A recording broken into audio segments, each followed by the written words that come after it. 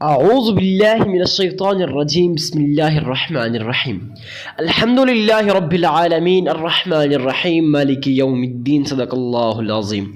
میں گواہی دیتا ہوں کہ اللہ ایک ہے اور وہی عبادت کے لائق ہے، اور وہ تمام مخلوق کا پالنے والا خالق، مالک اور رازق بھی ہے۔ میں اس بات کی گواہی دیتا ہوں کہ محمد مصطفیٰ احمد مجتبیٰ رسول عربی صلی اللہ علیہ وسلم اللہ رب العزت کے بندے اور آخری رسول ہیں اور خاتم النبیین بھی ہیں۔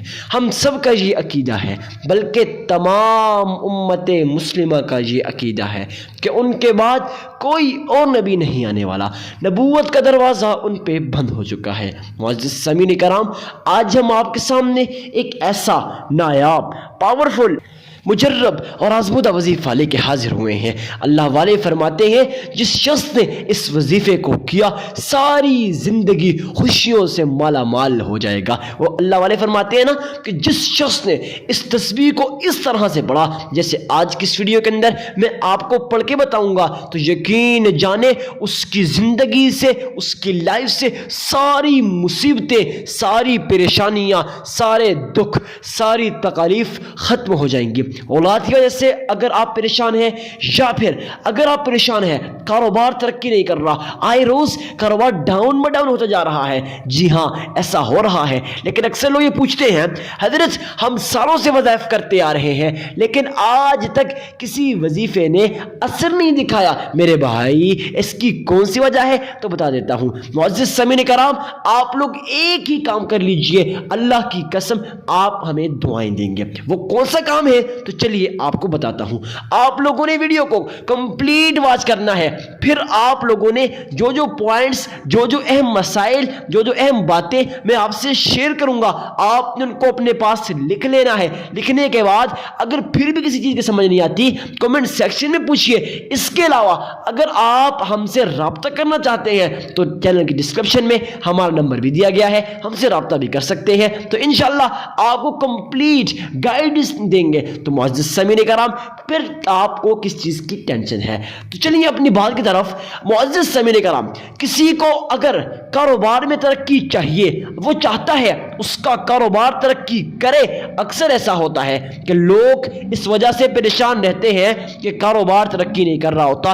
تو بھائی آج کا یہ وظیفہ خصوصاً ان لوگوں کے لیے ہے جو لوگ یہ چاہتے ہیں ان کے پاس مال و دولت آسمان سے برسے۔ اب آسمان سے تو نہیں برسے گی لیکن غیب سے آئے گی۔ میرے بھائی غیب سے کیسے آئے گی؟ تو میرے رب کے خزانوں میں کوئی کمی نہیں ہے۔ اگر میرا رب آپ کو دینا چاہے تو وہ آسمان کو پھاڑ کے آپ کو دے سکتا ہے، لیکن اللہ تعالیٰ سے مانگنے کا کوئی طریقہ بھی ہے نا۔ تو چلتے ہیں آج کے اس طریقے کی طرف، پھر دیکھیے زندگیاں کیسے بدلتی ہیں۔ میں نے خود دیکھا، جب بھی کوئی مصیبت آئی، جب بھی کوئی پریشانی آئی، ہم نے یہ وظیفہ کیا، انشاءاللہ وہ وظیفہ جب ہم نے کیا تو میں آپ کو گارنٹی دیتا ہوں کہ ہمیں پتہ بھی نہیں چلا، ساری مشکلات، ساری ٹینشنیں، ساری مصیبتیں، سارے دکھ، ساری تکالیف ختم ہو گئی۔ جی ہاں، آج اپنا ایکسپیرینس آپ کے ساتھ شیئر کرنے والا ہوں، تو اسی وجہ سے کہہ رہا ہوں ویڈیو کو کمپلیٹ واچ کیجئے گا۔ تو نمبر ایک جو مسئلہ ہے، نمبر ایک پوائنٹ اپنے پاس اگر آپ کو یاد رہتا ہے تو آل دا بیسٹ، نہیں یاد رہتا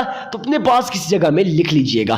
پہلا مسئلہ یہ ہے کہ آپ لوگوں نے اللہ کی راہ میں صدقہ دینا ہے۔ پچھلی ویڈیو میں بتایا تھا کہ صدقہ دینا ہے، لیکن اکثر لوگ پھر بھی اعتراض کر رہے تھے، سوالات پوچھ رہے تھے کہ حضرت ہم صدقہ تو دیں مگر آپ نے یہ نہیں بتایا کہ صدقہ کس کو دینا ہے، کتنا دینا ہے، کیوں دینا ہے۔ تو دیکھیے کیوں کا جواب بالکل ہی آسان سا ہے، آپ کو بھی پتا ہے کیوں کا جواب یہ ہے کہ صدقہ کیوں دینا ہے۔ اس کا مطلب کہ ہم اللہ تعالیٰ کی راہ میں اپنا مال خرچ کریں گے تو میرا رب قرآن کریم فرقان حمید کے انشاء فرماتا ہے جو اپنے مال میں سے پیاری چیز، عمدہ چیز میرے راہ میں خرچ کرے گا وہ میرے اتنا ہی زیادہ قریب ہوگا۔ جتنی پیاری چیز دنیا کے اندر وہ اللہ کی راہ میں خرچ کرے گا وہ اللہ تعالیٰ کے اتنے ہی قریب ہوگا۔ تو اس سے بڑھ کے خوشی کی بات، سعادت کی بات کیا ہو سکتی ہے؟ تو معزز سامعین کرام، اب آپ لوگوں نے اللہ کے حضور صدقہ دینا ہے۔ اب صدقہ کس کو دینا ہے تو سن لیجئے، صدقہ آپ نے کسی غریب، کسی مسکین، کسی عاجز، کسی فقیر، کسی لاچار کو دینا ہے۔ ارے بھائی ان لوگوں کو کیوں دینا ہے؟ ارے بھائی ان لوگوں کو اس لیے دینا ہے کیونکہ یہ لوگ آپ کے صدقے کے محتاج ہوتے ہیں۔ میری اس بات کو اپنے پلوں میں باندھ کر سمیٹ لو، میری بات کو لکھ لو، صدقہ خدا را اس شخص کو دیجئے کون سا شخص ہے میرے بھائی جو حقیقتاً صدقے کا محتاج ہوتا ہے؟ آج کل تو ہر دوسرا آدمی صدقہ لیے پھرتا ہے نا بھائی، مانگتے ہیں، نہیں بھائی یہ بھکاری ہے، یہ نہیں، اس شخص کو ڈھونڈ کے دیں۔ میں اس لیے کہتا ہوں کہ سب سے پہلے اپنے گھر کے اندر دیکھیں، اگر آپ کے گھر کے اندر کوئی چاچو، کوئی ماموں، کوئی بھی ہے، اگر وہ غریب ہے، اس کے پاس نہیں ہے، شرمندہ ہے، مانگ نہیں سکتا، ایسا ہوتا ہے نا اپنی عزت کو بچانے کے لیے کوئی مانگتا نہیں ہے، تو بھائی جو نہیں مانگ سکتا، اب آپ کو تو پتا ہے نا کہ یہ غریب ہے، یہ مسکین ہے، یہ عاجز ہے، یہ فقیر ہے، یہ لاچار ہے، ان لوگوں کو صدقہ دو۔ اگر گھر کے اندر نہیں ہے، پھر محلے کے اندر، رشتہ داروں کے اندر، عزیز و اقارب کے اندر، پڑوسیوں کے اندر، دوست ہوتے ہیں، دوستوں کے اندر دیکھیں، اگر یہاں بھی نہیں ہے تو پھر باہر جائیں، بعد میں باہر کی باری آتی ہے، پہلے ان جگہ میں دیکھیں کوئی غریب ہے، کوئی مسکین ہے، کوئی ایک وقت کا کھانا کھا سکتا ہے یا نہیں کھا سکتا، آپ لوگوں نے ان لوگوں کو صدقہ دینا ہے۔ تو خیر معزز سامعین کرام، اب آپ لوگوں نے صدقہ کتنا دینا ہے؟ اب میں نے آپ کو اسٹارٹ میں بات کی تھی نا کہ اپنی عمدہ چیز دے۔ اب عمدہ سے یہ مراد نہیں ہے کوئی گھر دے دے، کوئی گاڑی بنگلہ، کچھ نہیں بھائی، ایسی بات نہیں ہے۔ اگر آپ کے پاس 1 روپیہ ہے، وہ بھی اللہ کی راہ میں خرچ کیجئے، جتنی بھی استطاعت ہے۔ اب یہ نہیں کوئی ایک آدمی امیر ہے وہ 1 روپے دے دے، نہیں بھئی آپ نہیں کہا تھا 1 روپے دے، نہیں، اگر آپ کی استطاعت ہزاروں کی ہے، لاکھوں کی ہے، دے دے۔ اس سے تو بہتر ہے نا کہ رمضان کے اندر دکھاوے کی نسبت سے، ریاکاری کی نسبت سے، اس نسبت سے کہ لوگ مجھے اللہ کا ولی کہیں گے، لوگ مجھے سخی کہیں گے، لوگ مجھے متقی کہیں گے، لوگ مجھے پرہیزگار کے لمبے لمبے دسترخوان بچھاتے ہیں، لیکن اللہ کی قسم ان کے دسترخوان بچھانا ان کے کام نہیں آتا۔ تو اب آپ لوگوں نے اللہ کے حضور 1 روپیہ ہو یا 1 آنا ہو، وہ اللہ کی راہ میں خرچ کر دینا ہے۔ اس کے بعد آپ لوگوں نے اللہ کے حضور درود ابراہیمی کو پڑھ لینا ہے۔ درود ابراہیمی کتنی بار پڑھنا ہے؟ کیسے پڑھنا ہے؟ کہاں بیٹھ کے پڑھنا ہے؟ سنیے، آپ لوگوں نے سب سے پہلے گھر کے کسی کونے میں، کہاں بھی ہو آپ، مطلب اکیلے ہو، تنہا ہو، وہاں بیٹھ کے اللہ کے حضور 3 مرتبہ درود ابراہیمی کو پڑھنا ہے۔